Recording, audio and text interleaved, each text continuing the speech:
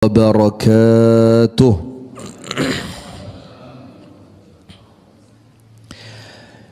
إن الحمد لله نحمده ونستعينه ونستغفره ونستهديه ونتوب إليه ونعوذ بالله من شرور أنفسنا ومن سيئات أعمالنا.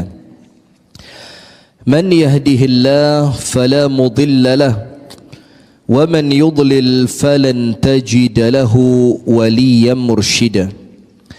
أشهد أن لا إله إلا الله وحده لا شريك له وأشهد أن محمدا عبده ورسوله صلى الله عليه وعلى آله وأصحابه ومن والاه.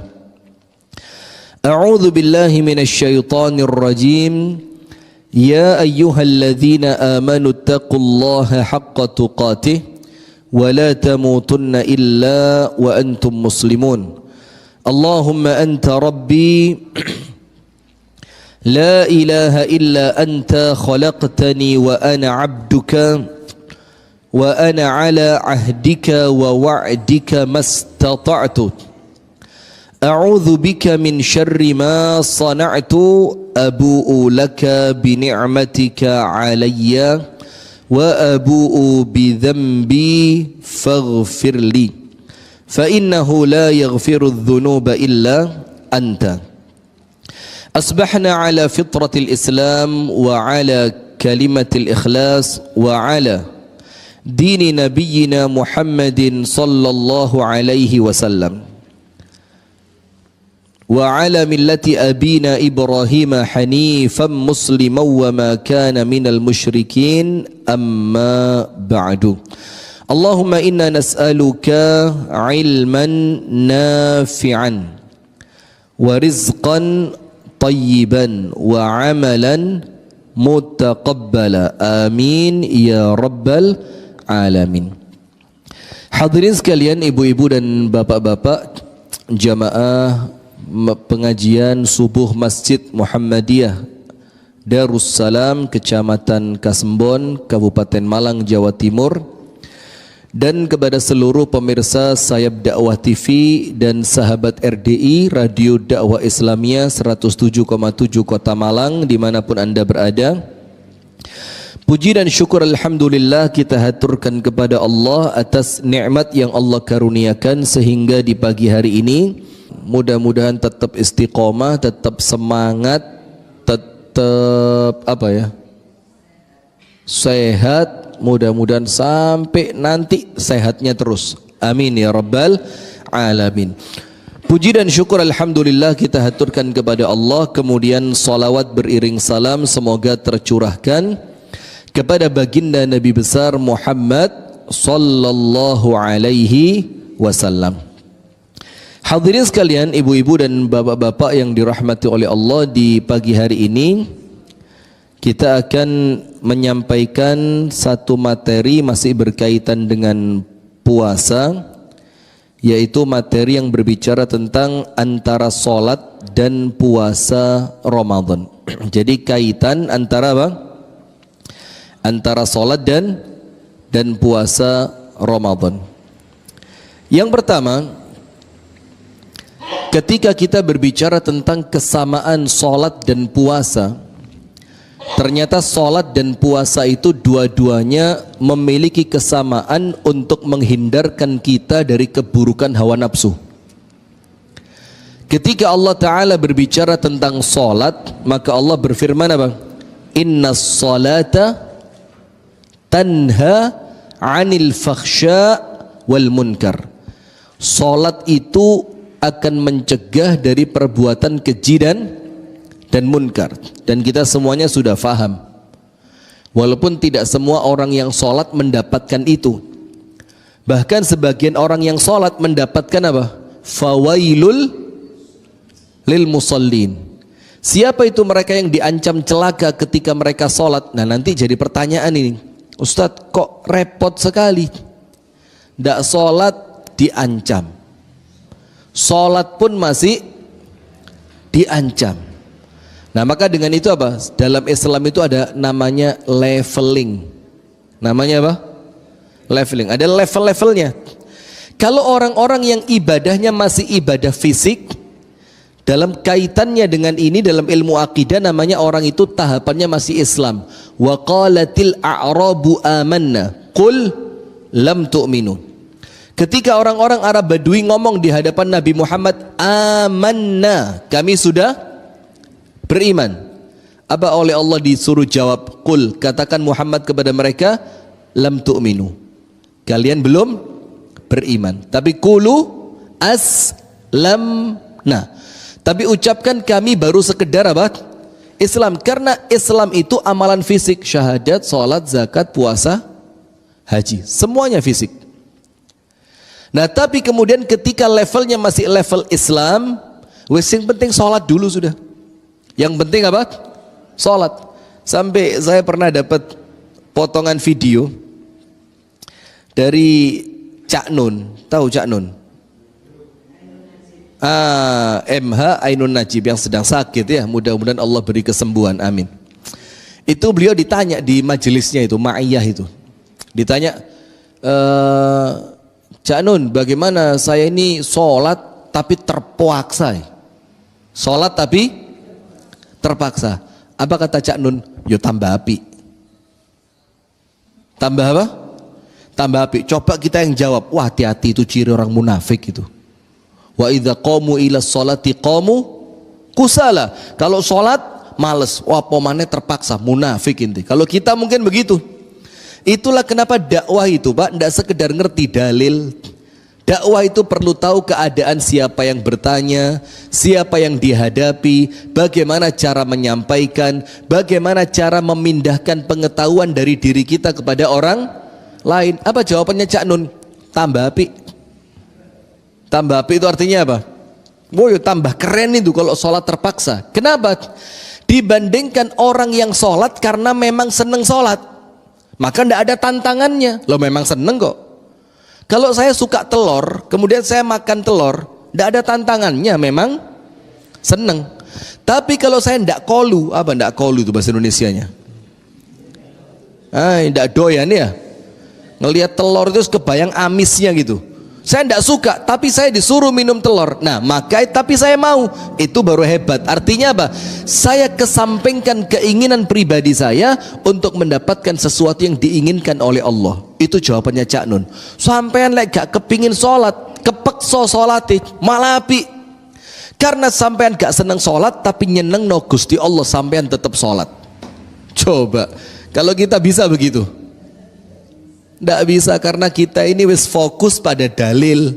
Tidak pernah belajar seni dalam tanda kutip ya, bukan seni kemudian jingkrak-jingkrak di atas panggung kayak penyanyi, ya bukan. Tapi bagaimana orang yang tanya itu menjadikan bahwa dia itu, oh ternyata ya tidak apa-apa gitu loh. Nah maka levelingnya baru sampai situ. Jangan terlalu tinggi, oh tidak bisa, harus khusyuk. Ali bin Abi Thalib itu mau sholat semaput. Sahabat Nabi yang lain sholat ketembak panah gak gerak belas. Itu Urwah bin Zubair ketika kakinya mau diamputasi dalam keadaan dia sedang sholat, ya kedukuran Pak. Ini yang tanya siapa? Boleh jadi orang yang tanya itu tatonya masih penuh, kupingnya ono giwangi. Nah itu loh seninya dalam dakwah itu. Dilihat saya bicara dengan siapa, levelnya dia sampai mana, kemudian bagaimana jawaban yang pas. Tak kasih contoh. Rasulullah pernah bercanda apa enggak? Pernah apa enggak? Pernah. Dan banyak riwayat Rasulullah bercanda banyak. Tapi saya mau tanya, ada enggak Rasulullah bercanda dengan Abu Bakar, Umar, Utsman dan Ali? Enggak ada. Kenapa? Rasulullah ngerti derajatnya mereka bukan derajat dijak guyon.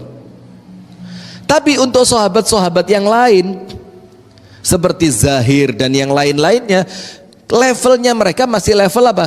Diguyoni, dijak bercanda supaya seru. Nah maka itulah namanya seni dalam dakwah, dan itu disebutkan oleh Syekh Utsaimin. Nah kalau naik ke level berikutnya, ya ndak cukup sekedar sholat.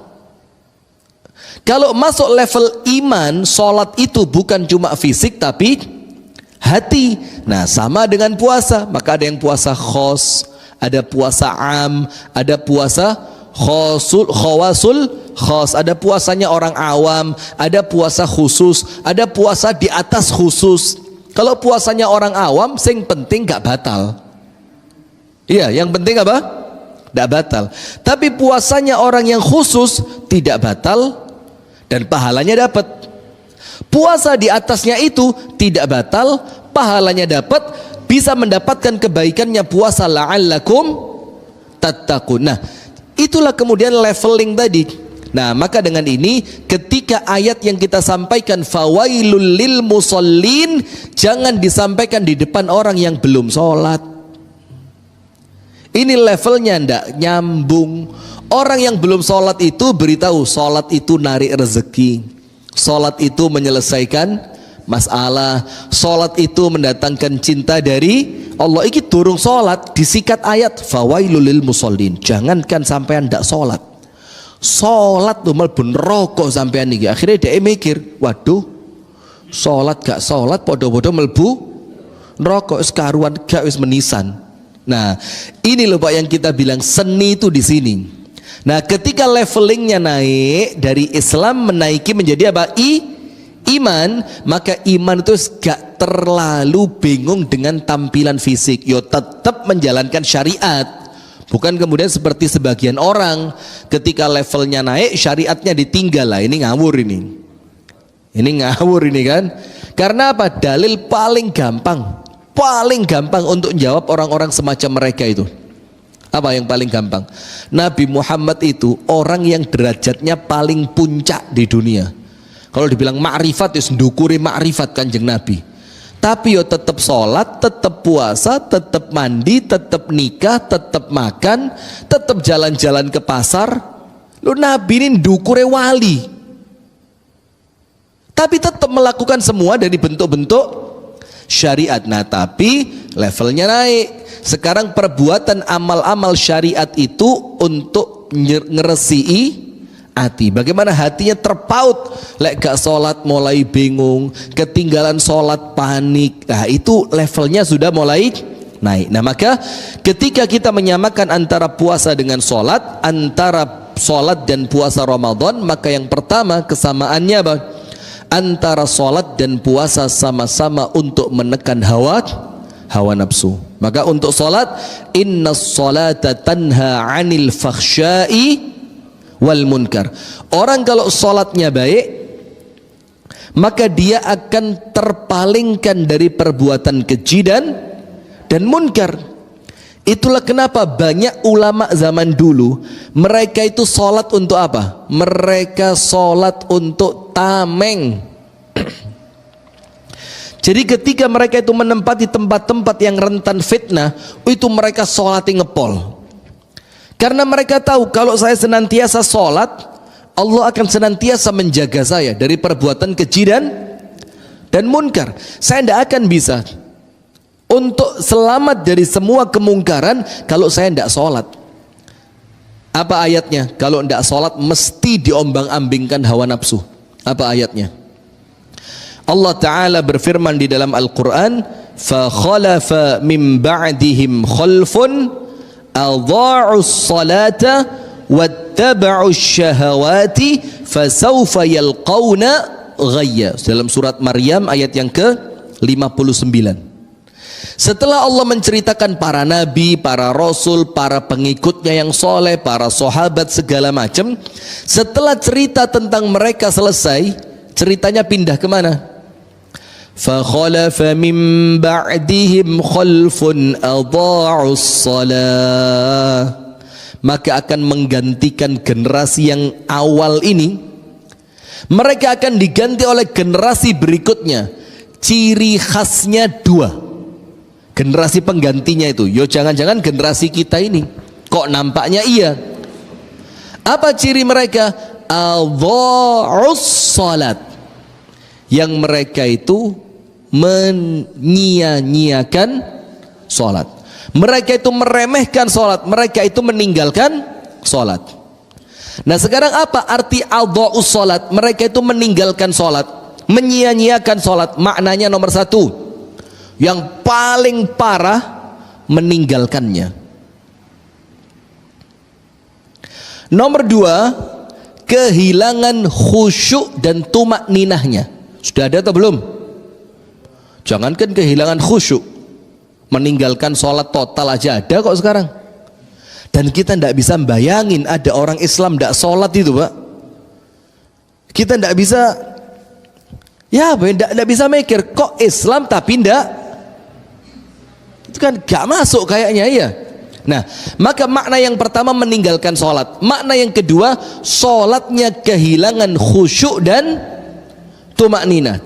Nomor 3, sholatnya itu dilalaikan dari waktu afdolnya. Jadi sholat itu ada 2, Pak. Waktu sholat itu ada 2. Nomor 1 waktu afdol, nomor 2 waktu boleh. Nomor 1 apa? Afdol. Kapan waktu afdolnya? Fi awali waktiha, di awal waktu. Waktu bolehnya sampai kapan? Sampai menjelang azan sholat yang berikutnya. Kan begitu. Nah, maka arti fakhalafa min ba'dihim khalfun adha'us shalah, maka akan menggantikan generasi itu dengan suatu generasi yang lain. Ciri yang pertama yang mereka miliki apa? Adha'us salat. Mereka itu adalah orang yang senantiasa menyia-nyiakan sholat. Nah, ayat ini Allah tunjukkan kepada kita supaya kita jangan termasuk seperti ayat ini. Yang kedua, apa dampaknya kalau mereka meninggalkan sholat? Apa dampaknya kalau sholat mereka tidak mendapatkan khusyuk dan tumak ninahnya? Apa yang mereka dapatkan? Apa bayaran untuk mereka ketika mereka senantiasa mengakhir-akhirkan sholat? Disebutkan dalam ayat yang sama, Maryam 59, wattaba'us syahawat. Akhirnya mereka memperturutkan apa? Hawa nafsu. Awalnya karena mereka meninggalkan sholat, akhirnya mereka tidak bisa nyetir dirinya sendiri. Mereka tidak bisa mengendalikan diri mereka sendiri. Apa yang terjadi? Mereka dikendalikan oleh hawa nafsu. Dan ayatnya juga ada, afara'aita man ittakhadha ilahahu hawa fa'adhallahu Allahu ala ilm. Tahukah kamu orang-orang yang menjadikan hawa nafsu sebagai Tuhannya, maka Allah sesatkan mereka di atas ilmu. Dan Anda tahu ayat ini ditulis oleh Kiai Haji Ahmad Dahlan, itu di meja tulisnya ditempel, jeret. Khawatir ilmu ini menjadikan kita tersesat di atasnya. Kenapa? Karena ilmu kita bukan untuk kita tapi untuk orang lain. Makna yang pertama, ngelakoni gak iso, ceramah pinter. Makna yang kedua, dia punya ilmu hanya untuk mengkritik orang lain. Maka dikatakan afara'aita man ittakhadha ilahahu hawa. Tidakkah kamu lihat ada orang-orang yang menjadikan hawa nafsu sebagai Tuhannya? Kenapa begitu? Karena dari awal mereka telah meninggalkan sholat. Nah, sama orang kalau tidak puasa. Dan sekarang na'udzubillah min dzalik, na'udzubillah min dzalik. Tidak puasa itu nampaknya sudah tidak ada malunya sekarang. Iya Banda? Waduh, andok di warung soto, rokokan, apa lagi? Sudah bukan kehilangan etika, tidak punya malu. Sementara malu itu iman. Al-haya'u minal iman. Rasa malu itu bagian dari keimanan. Maka kalau orang sudah kehilangan rasa malunya di negara yang mayoritas muslim, di bulan Ramadan yang penuh dengan keberkahan semacam ini, yang puasa hukumnya wajib untuk setiap muslim, lah kok ada yang berani tanpa uzur, malah kesannya nantang. Tahu enggak kesannya itu apa? Apa? Terus lek gak poso kena apa? Waduh, ditapuk malaikat sampai nanti. Nah, maka begitu. فَخَلَفَ مِنْ بَعْدِهِمْ خَلْفٌ أَضَاعُوا الصَّلَاةَ وَاتَّبَعُوا الشَّهَوَاتِ فَسَوْفَ يَلْقَوْنَ غَيًّا. Karena mereka meninggalkan sholat, mereka akan diombang-ambingkan oleh hawa nafsu. Kalau mereka diombang-ambingkan oleh hawa nafsu, apa endingnya untuk mereka? Fasaufa yalqauna ghayya, maka mereka akan mendapati kebinasaan. Binasa yang awal karena mereka meninggalkan sholat, binasa yang kedua karena mereka terombang-ambing dan senantiasa menuruti hawa nafsu. Kemudian ada orang-orang yang ketika masuk neraka sakor nanti di yaumil qiyamah, itu Allah pisah dua, ahli surga dan ahli neraka, tidak bisa campur.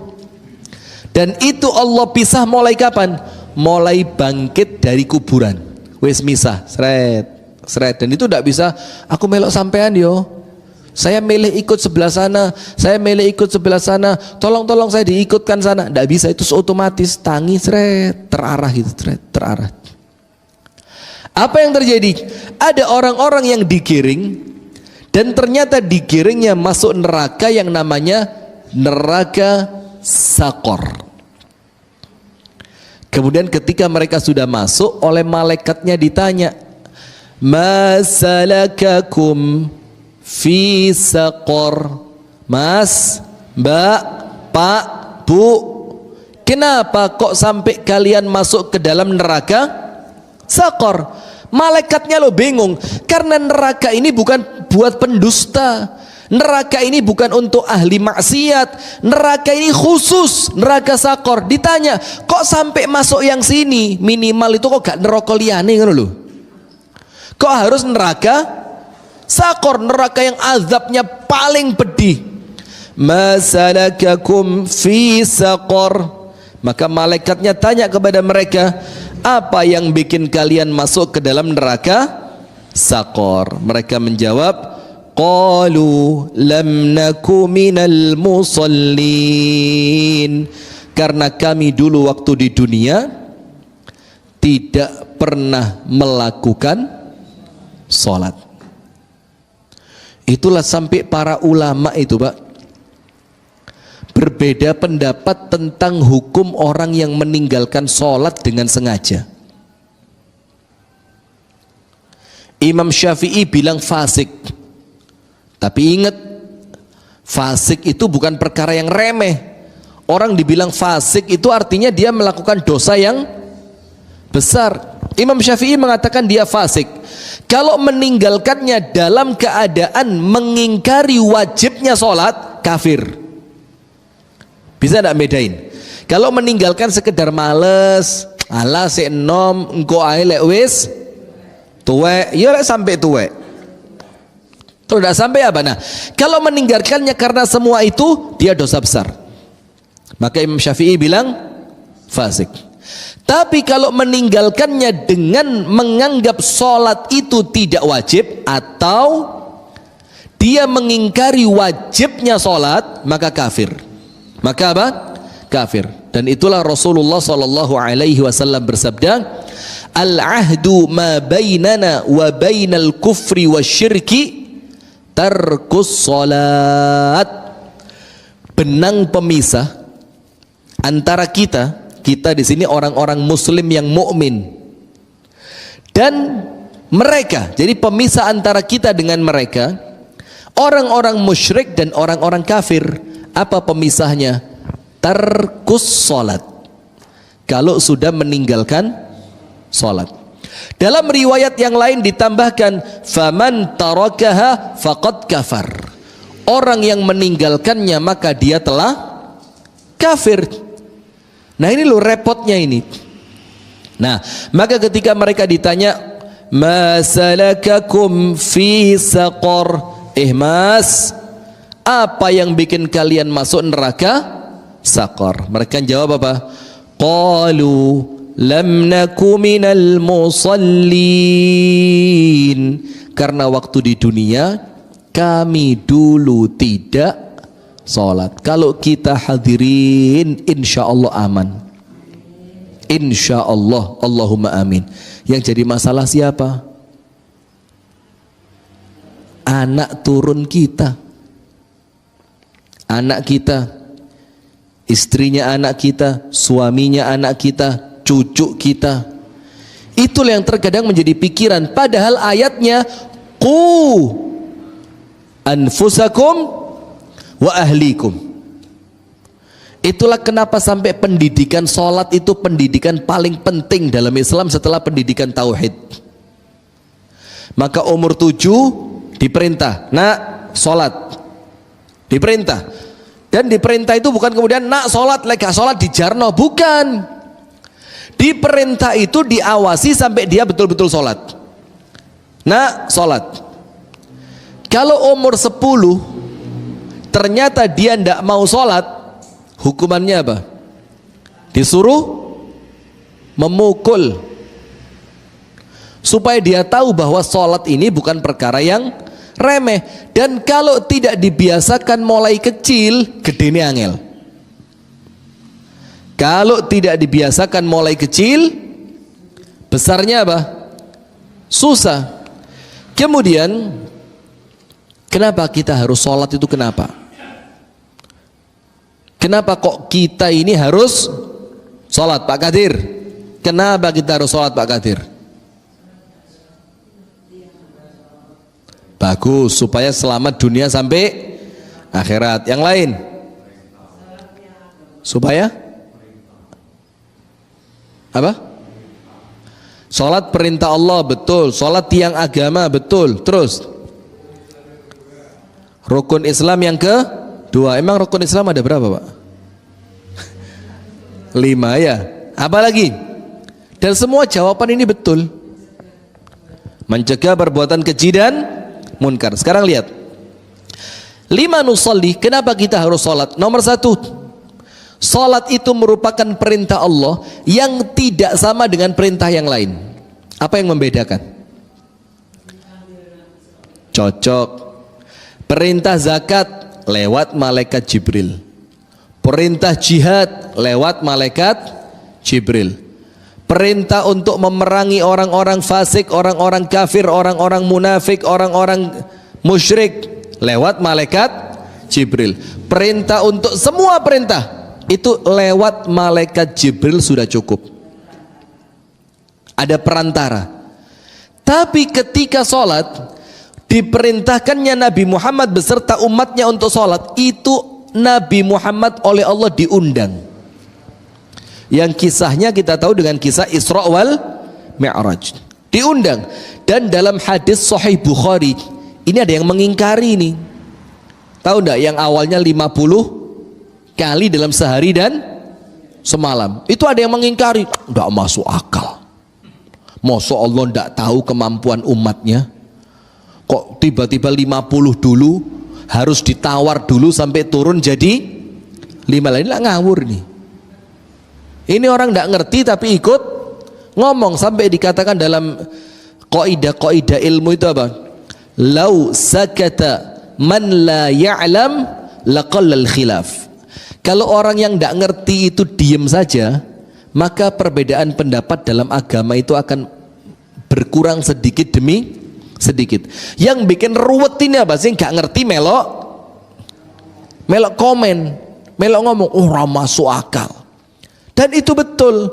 Ini menunjukkan apa? Rahmatnya Allah kepada kita. Ini menunjukkan apa? Sholat itu walaupun 5 tapi juga berat. Ini menunjukkan apa? Allah menunjukkan bahwa memang manusia itu lemah. Ketika dikasih 50, turun Nabi Muhammad, ketemu malaikat siapa? Ketemu Nabi siapa? Nabi Musa bilang, Muhammad, tawar sama Allah umatmu, fa inna ummataka la tutiq. Umatmu tidak mampu. Panjenengan bayangin aja, 5 kali sholat itu kalau pas jam kerja aja susah. Iya benda? Apalagi 50. Siket macul di sawah, cerek, Allahu Akbar, Allahu Akbar. Waduh, balik masjid, berangkat lagi, baru masuk kantor, Allahu Akbar, nah coba. Sehingga perintah sholat ini adalah perintah yang Allah jadikan penting dengan apa? Cara mewajibkannya saja berbeda dengan sholat, dengan perintah-perintah yang lain. Kemudian kenapa kita harus sholat? Sholat itu pertolongan. Sholat itu apa? Pertolongan. Tahu kisahnya panglima perang Islam ketika perang tidak menang-menang, minta bantuan, minta tambahan pasukan, ditambahi lagi, minta tambahan pasukan, ditambahi lagi, sampai 3 kali. Akhirnya sama Umar ditulisi surat, tidak mungkin pasukan ini kalah dan terus-terusan minta bantuan tambahan pasukan kecuali sholat kalian tidak benar. Terus kata Umar perbaiki sholatnya pasukanmu, Allah akan menangkan mereka. Betul, diberdirikan sama Umar, cek sholat, ternyata softnya ada yang tidak lurus, ada yang wudhunya mungkin tidak sempurna, ada yang mungkin sholatnya tergesa-gesa, ada yang mungkin sholatnya tidak tumak nina, tidak khusyuk. Ketika sholatnya diperbaiki, langsung pasukannya menang. Apa dalilnya kalau sholat itu pertolongan? Wasta'inu bis-sabri was-salat. Tidak berhenti sampai situ. Wasta'inu bis-sabri was-salah. Lanjutannya apa? Wa innaha lakabiratun illa 'alal khashi'in. Dan mintalah pertolongan kepada Allah dengan sabar dan sholat. Sabar di sini diartikan oleh sebagian ulama puasa. Apa artinya? Puasa. Minta tolonglah kalian kepada Allah dengan sabar dan puasa. Dengan sabar dan sholat. Minta tolonglah kalian kepada Allah dengan puasa dan sholat. Tapi itu tidak mungkin bisa dilakukan illa 'alal khasyi'in, kecuali untuk mereka yang khusyuk. Khusyuk itu apa? Khusyuk itu apa? Hikmat, nikmat. Lah iya hikmat. Apa lagi? Khusyuk itu ihdharul qalbi athna as-salati, menghadirkan hati di dalam salat. Dan salat ini minta tolong kepada Allah, disuruh sabar, disuruh puasa, disuruh salat, itu nanti akan menjadi pertolongan untuk kalian. Tapi kalian tidak akan mampu melakukan itu, kalian tidak akan sabar untuk istiqomah melakukan itu, kecuali kalau kalian termasuk orang-orang yang khusyuk. Maka nomor 1, kenapa kita harus sholat? Karena dia perintah Allah yang memerintahkannya tidak sama dengan perintah yang lain. Yang kedua, karena sholat ini merupakan pertolongan. Nabi Muhammad tahu, Ibunda Aisyah radhiyallahu taala anha itu bercerita begini, kana idza hazabahu amrun fazi'a ila salat. Dalam hadis yang sahih, Nabi Muhammad itu ketika dikejutkan dengan masalah apapun itu langsung sholat. Kalau kita terkejut dengan masalah, bingung buka HP, sopo sing iso ditelepon iki? Siapa yang bisa bantu ini? Ketangkep polisi, cegatan, bingung. Sopo dulur polisi ini? Kira-kira sopo yang duwe kenalan polisi?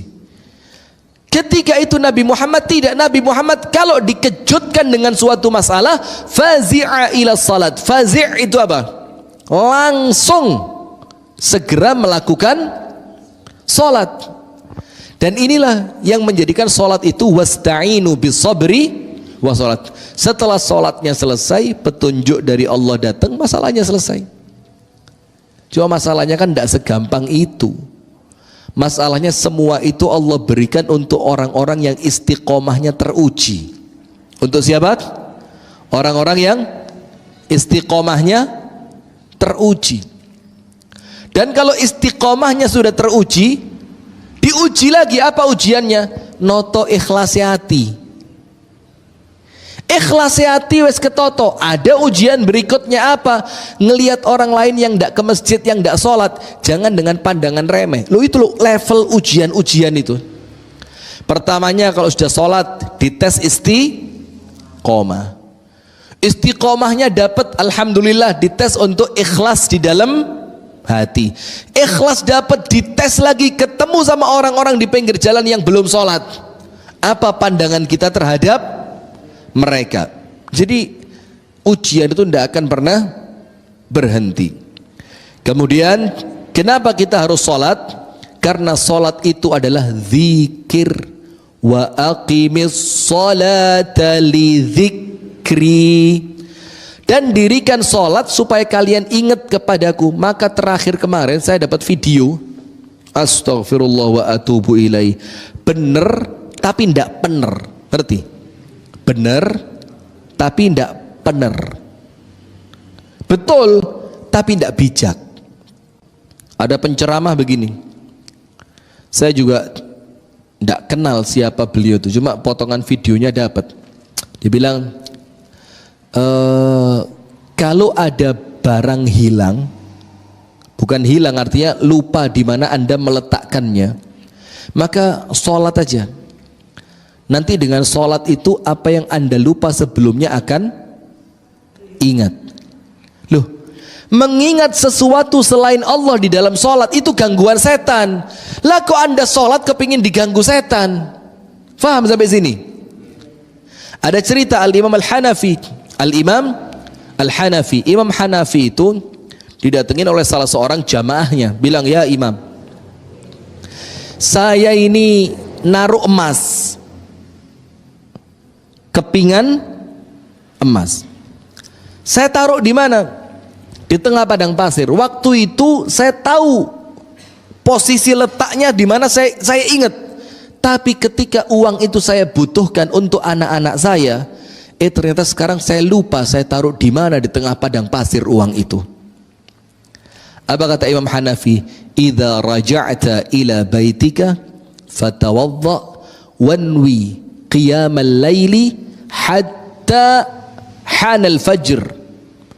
Nanti ini ceritanya malam, ba'dal isya. Kata Imam Hanafi, nanti kalau kamu pulang ke rumah langsung wudu, terus niat sholat tahajud semalam suntuk sampai azan subuh. Sudah pulang. Imam Hanafi tidak ngomong nanti uangmu ketemu, ndak seperti penceramah tadi. Tidak pakai ngomong, karena sholat bukan untuk itu. Sholat itu untuk mengingat siapa? Allah. Lah kok sholat kok untuk mengingat yang lain? Itu gangguan setan. Anda kepingin sholat kemudian kepingin diganggu setan. Sudah pulang laki-laki tadi. Apa yang terjadi? Setelah dia pulang, masuk ke tempat wudhu. Dia wudhu, ganti pakaian, masuk ke tempat sholatnya. Dia niatkan, ya Allah saya niat sholat sampai adzan subuh. Allahu Akbar, baru Al-Fatihah belum selesai, tak, saya tahu tempatnya. Lanjut sholat apa berhenti? Ini emas loh, ini bukan duit 10.000, bukan jam tangan ketinggalan di tempat wudhu, bukan kemudian HP ketinggalan di kantong sepeda motor. Fatoni mana? Bukan itu. Ini uang emas. Dia berhenti sholatnya, cepet-cepet dia ambil itu emasnya dan ketemu. Besok subuh nemui Imam Hanafi. Walhamdulillah ya Imam, emasku ketemu. Imam Hanafi tanya, bagaimana ceritanya? Ya tadi malam itu, ketika saya mulai sholat, belum selesai surat Al-Fatihah, sama Allah sudah diberitahu. Apa kata Imam Hanafi? Bukan Allah tapi setan. Bukan Allah tapi setan. Karena ketika itu dari Allah, maka Allah akan melancarkan niat ibadahmu sampai subuh.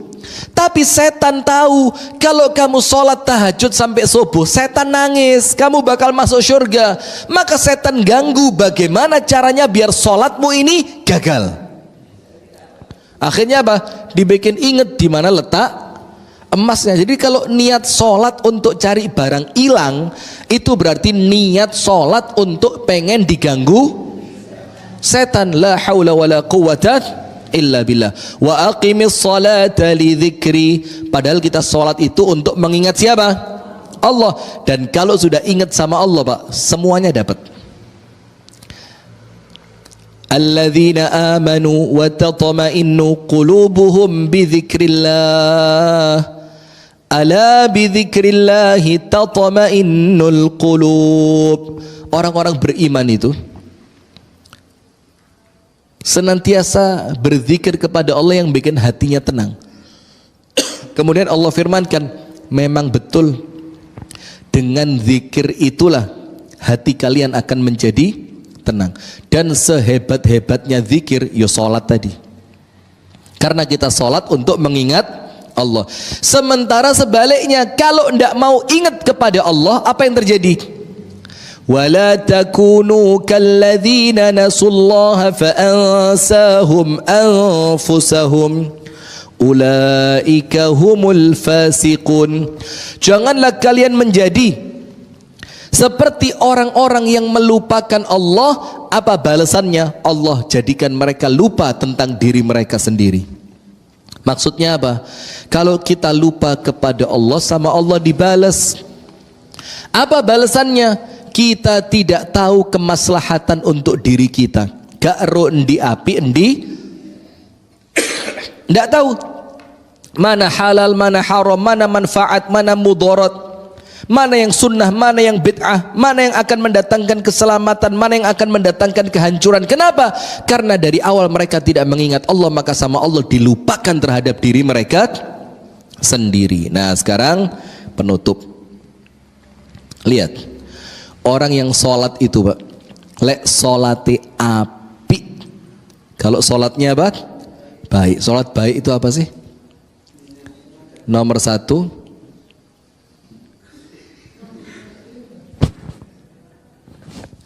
apa?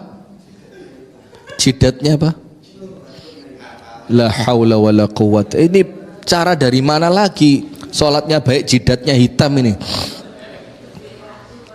Nabi Muhammad itu orang yang sholatnya paling baik, paling panjang, paling khusyuk. Jidatnya berkilau bercahaya. Nggak ono irengnya kayak kita. Kita ini tanpa sholat wis ireng asli nih. Ireng gawan lahir yang ini ya. Nah, bukan itu maksudnya. Simahum fi wujuhihim min atharis sujud, itu artinya apa? Ciri khas mereka, di dalam wajah mereka itu ada bekas sujud.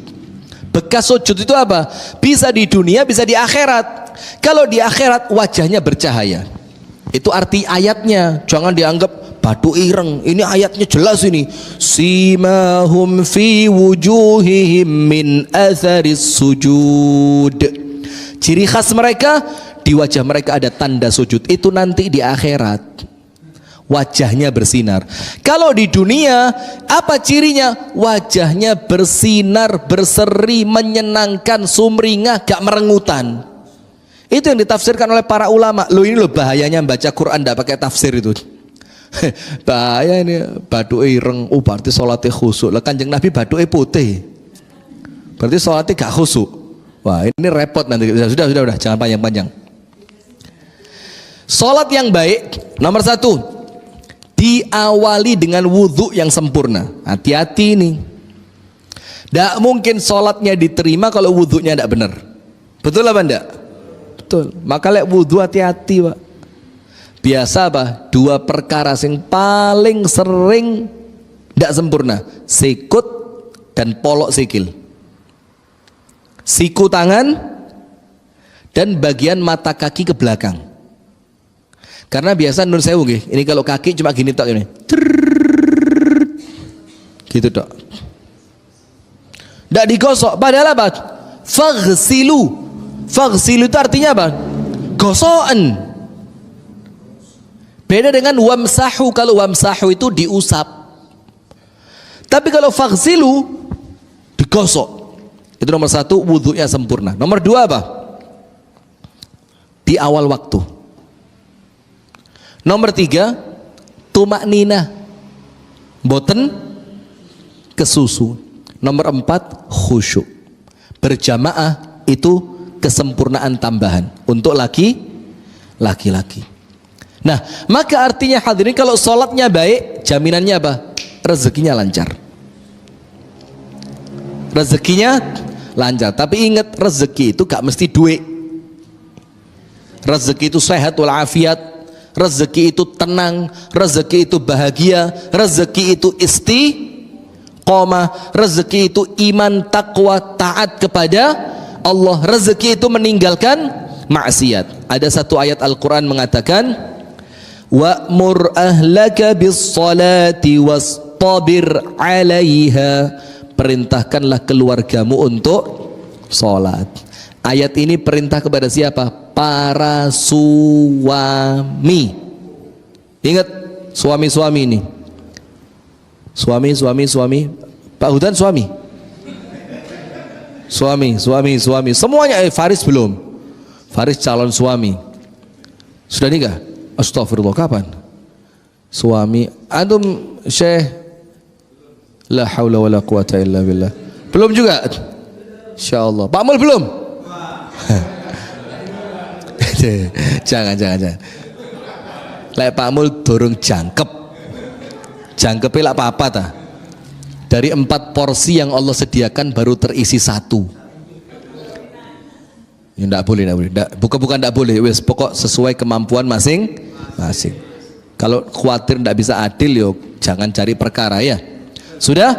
Wa'mur ahlaka bis salat, perintahkan keluargamu untuk salat. Siapa keluargamu itu? Istri dan anakmu. Terus apa? Wastabir 'alaiha. Kalau nyuruh mereka yang sabar. Nyuruh mereka yang sabar itu artinya bukan nyuruh salat. Bukan itu sabar, tapi apa? Sabar itu istiqomahlah dalam memerintahkan mereka salat. Sekali tidak mau, ya 2 kali. 2 kali tidak mau, 3 kali, dan sampai seterusnya, itulah sabar. Terus apa ayat berikutnya? La nas'aluka rizqan nahnu narzuquk. Kami tidak minta rezeki kepada kalian, kata Allah. Justru kami yang memberi rezeki kepada kalian. Apa kata Abdullah bin Abbas? Abdullah bin Abbas menafsirkan ayat ini. Ayat ini menunjukkan kalau ada seorang suami, kalau ada rumah tangga yang sholatnya baik, diperintahkan dengan baik untuk mendirikan sholat, maka Allah jamin rezeki untuk mereka. Dalil yang lain, Anda buka surat Ibrahim ayat yang ke-37. Terakhir ini wis. Apa surat Ibrahim ayat 37? Allah Ta'ala berfirman, Rabbana inni askantu min dhurriyyati biwadin ghairi dhi zar'in 'inda baitikal muharram.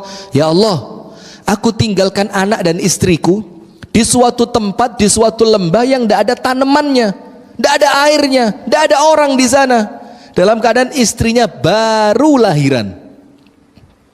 Coba, baru lahiran, diangkat naik unta, dibawa ke lembah yang tidak ada tanamannya, tidak ada airnya, ditinggal. Subhanallah. Terus bekal untuk mereka apa? Lihat. Rabbana liyuqimus salat. Ya Allah, jadikan mereka orang yang tertib mendirikan salat.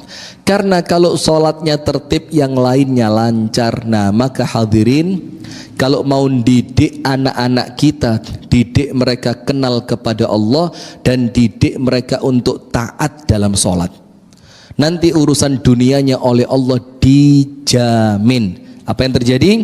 Warzuqhum minas tsamarati la'allahum yashkurun. Apa? Berikan rezeki kepada mereka ya Allah, berupa apa? Buah-buahan. Mudah-mudahan mereka menjadi orang